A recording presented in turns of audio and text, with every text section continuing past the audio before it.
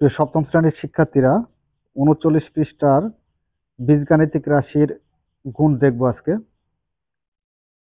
নিচের উদাহরণের মাধ্যমে সংখ্যারেখার গুণ কিভাবে কাজ করে তা দেখানো হলো। এখানে 4টি সমস্যা দেওয়া আছে, প্রতি ক্ষেত্রে সংখ্যারেখায় প্রকাশ করা হয়েছে। এবার নিচের সমস্যাগুলো লক্ষ্য করি। এখানে লক্ষ্য করো, 1 নম্বরে দেওয়া আছে কি +2 ইন্টু +3। তার মানে এই যে +2 যেটা দেওয়া আছে সেই +2টা হচ্ছে একক। +2টা কি একক। আর এই যে +3 যেটা দেওয়া আছে, +3টা হচ্ছে বার। অর্থাৎ এই যে একক +2টা কয়বার গুণ অবস্থায় আছে? 3 বার গুণ অবস্থায় আছে।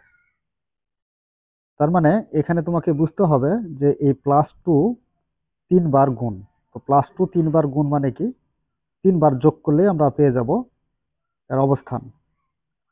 তো এখানে 2 যোগ +2 যোগ 2 যোগ করলে আমরা পেয়ে যাব কত? 2 আর 2 যোগ করলে 4, 4 আর 2 যোগ করলে 6, মানে +6 পাবো। তাহলে এখানে লক্ষ্য করো সংখ্যারেখার অবস্থান কত হলো? +6। তো এখানে সংখ্যারেখা অঙ্কন করার জন্য প্রথমে তোমরা একটা রেখাংশ নিয়ে নেবে এই বরাবর। নেওয়ার পর এখানে 0 দিয়ে আমরা শুরু করব, আর ডান দিকে দেব প্লাস, যে সংখ্যারেখার চিহ্ন সেই প্লাসগুলা দেব। অর্থাৎ ডান দিকে থাকবে প্লাস চিহ্ন, +1, +2, +3, +4, +5, +6, +7, এইভাবে চলতে থাকবে আর কি। এরপর বাম দিকে বসে মাইনাস, অর্থাৎ শূন্যের বাম দিকে -1, -2, -3, -4, -5, -6, -7, -8, এভাবে চলতে থাকবে। তো এখানে লক্ষ্য করি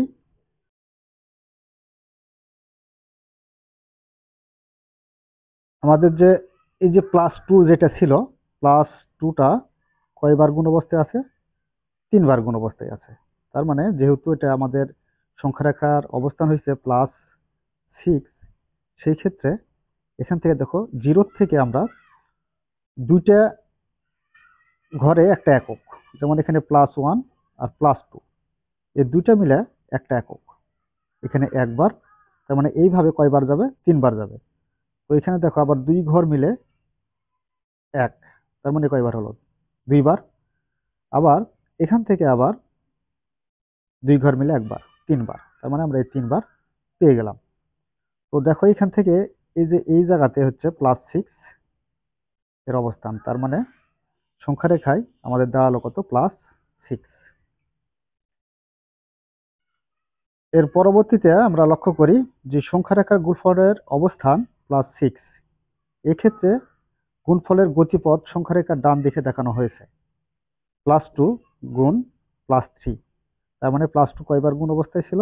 3 বার ছিল। 3 বার দিয়ে +6। আশা করি তোমরা বুঝতে পেরেছো, আর এটাই হচ্ছে আর অ্যান্সার। নাম্বার 2, এখানে প্রথম সংখ্যার প্লাস চিহ্নর জন্য সংখ্যাটিকে সংখ্যার ডান দিকে যেতে হয়েছে। অতঃপর গুণফলের আগে মাইনাস চিহ্ন থাকার গুণফলের গতিপথের দিক পরিবর্তন হয়ে 0 এর সাপেক্ষে সংখ্যারেখার বাম দিকে অবস্থান করছে। তার মানে পূর্বে যে সংখ্যাগুলো ছিল সেটা হচ্ছে প্লাস চিহ্ন, অর্থাৎ +2 আর +3 ছিল, কিন্তু এখানে দেওয়া হয়েছে কত? -3। তো লক্ষ্য করো যে -3 থাকার জন্য আমাদের এই সংখ্যারেখার অবস্থানটা বা এর রেজাল্টটা কত দাঁড়াবে? তাহলে এখানে +2 কয়বার আছে? -3 এর জন্য আমরা লক্ষ্য করব যে এটাই হলো আমাদের একক, আর 2টা হলো বার। তাহলে -3 কয়বার আছে? -3 2 বার আছে। তো -3 আর এখানে -3, দুইটা যদি আমরা যোগ করি তাহলে পাবো -6। তার মানে সংখ্যারেখার অবস্থানে -6 দাঁড়ায়। তাহলে এখান থেকে লক্ষ্য করো যে এখান থেকে আমাদের শূন্য, শূন্য থেকে +2 থাকার জন্য প্রথমেই 2 ঘরে যেহেতু এটা একক ধরা হচ্ছে, সেহেতু 2 ঘর মিলে একটা একক, অর্থাৎ 1 লাফ। এখান থেকে 1 লাফ, 2 লাফ, আর এখান থেকে 1 লাফ, এই 3 লাফ দিতে হবে। তাহলে আমরা রেজাল্ট পেয়ে যাব কত? +6 পেয়ে যাব। কিন্তু এর অবস্থানটা কত? -6। তো -6 যদি হয়, তাহলে এখানে -3টা কয়বার আছে? 2 বার আছে। এখানে দেখো -3 3 ঘর পর, অর্থাৎ 1 এককে 3টা এককে যেহেতু আমাদের একটা একক, সেহেতু 3 ঘর পর একটা লাফ দিলাম, আর এখান থেকে আবার 3 ঘর পর একটা লাফ, অর্থাৎ 3 ঘর এখান থেকে গণ 3, আর এখান থেকে 3, টোটালি হচ্ছে আমাদের 6।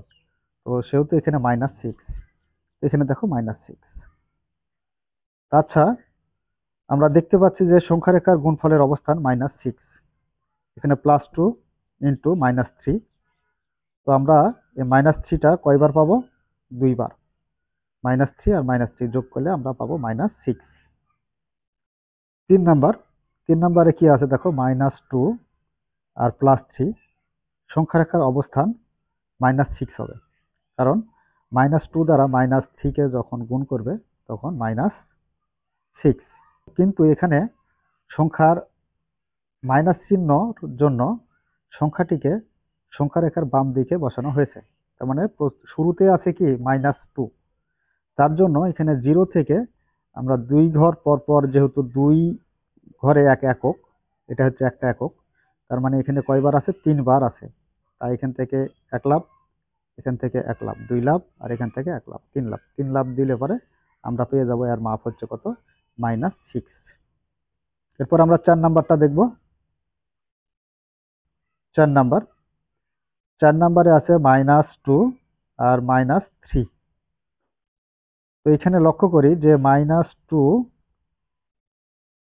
আর -3, অর্থাৎ -2টা একক, যেহেতু দুটার একই চিহ্ন, আর -3টা হচ্ছে বার। তো -2 কয়বার আছে? -2 আছে 3 বার। -2, -2, -2, এটাকে আমরা যদি যোগ করি তাহলে পাবো -6। তার মানে সংখ্যা রেখার অবস্থান কত? -6। তো দেখো কয়বার আছে? 3 বার। তো এখান থেকে আমরা শুরু করে -2, আবার -2, মানে 2 ঘর পর পর একটা একক, 2 ঘরে মিলে একটা একক, এবং এখান থেকে হচ্ছে -2। তো এখান থেকে আমরা এই এককগুলো যদি যোগ করি তাহলে আমরা পেয়ে যাব কত? -6 পাবো। কিন্তু -2 আর -3 দ্বারা যদি আমরা গুণ করি তাহলে আমরা পাবো কত? সবগুলা গুণ করলে পরে এগুলা, তাহলে আমরা পেয়ে যাব +6 পাবো।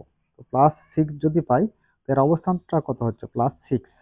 এখান থেকে ধরে এটাকে আমরা প্লাসের দিকে আবার দিয়ে দেবো। তো এই হচ্ছে আমাদের সংখ্যা রেখার অবস্থান। আশা করি তোমরা সংখ্যা রেখাগুলো বুঝতে পেরেছো।